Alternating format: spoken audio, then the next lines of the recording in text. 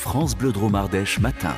Philippe Costa, David Meillac. 8h17, David, le choix de la rédaction s'intéresse ce matin à un film documentaire exceptionnel tourné dans la Drôme. On va le découvrir dans les prochains mois à la télé ou au cinéma. Ça s'appelle « Et je choisis de vivre ». Autant le dire tout de suite, ce film traite d'un sujet difficile, le deuil. On vous en avait d'ailleurs parlé il y a quelques mois. Le paradoxe, Emmanuel Champal, c'est que ce documentaire est porteur d'un immense espoir pour toutes celles, tous ceux qui ont vécu la perte d'un proche. C'est ça, et en fait, c'est parti de l'histoire vraie d'Amande. C'est une jeune femme qui habite le Diois et qui a perdu son bébé il y a 2 ans et demi. Alors, pour tenter de se relever de la mort de Gaspard, Amande a fait appel à un de ses amis, réalisateur, connu pour la série Nu et culotté, diffusée sur France 5. Elle lui explique son projet.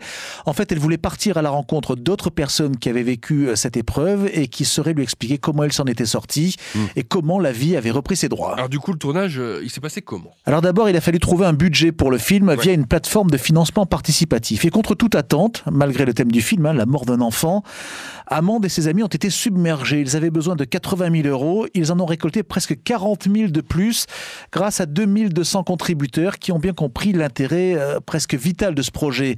Le tournage a duré plusieurs semaines. Il nous invite en fait à découvrir la marche d'Amande dans le secteur des Trois-Becs, découvrir ses rencontres aussi et qui l'ont transformé après la perte de Gaspard. Il y a vraiment un espoir. C'est vraiment possible de reconstruire quelque chose et d'avoir une vie pleine de joie et de recontacter le bien-être ou les moments de bonheur qu'il pouvait avoir avant.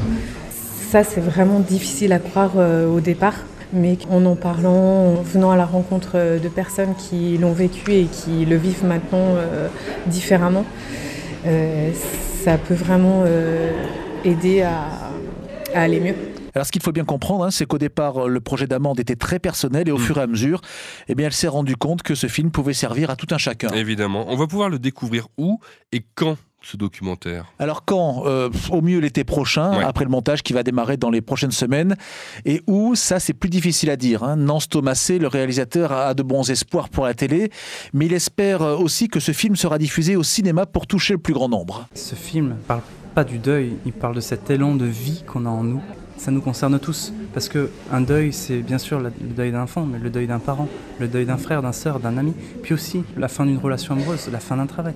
Ces moments où on est anéanti, où on a tout perdu. La perte, ça fait partie de la vie, et c'est pas la fin de la vie, c'est le début de quelque chose d'autre. Voilà, retenez bien le nom de ce documentaire, Et je choisis de vivre. Je suis certain qu'on va beaucoup en reparler dans les mois qui viennent. Le choix de la rédaction signé Emmanuel Champal, Et je choisis de vivre donc bientôt à la télé, ou on l'a compris, on l'espère au cinéma.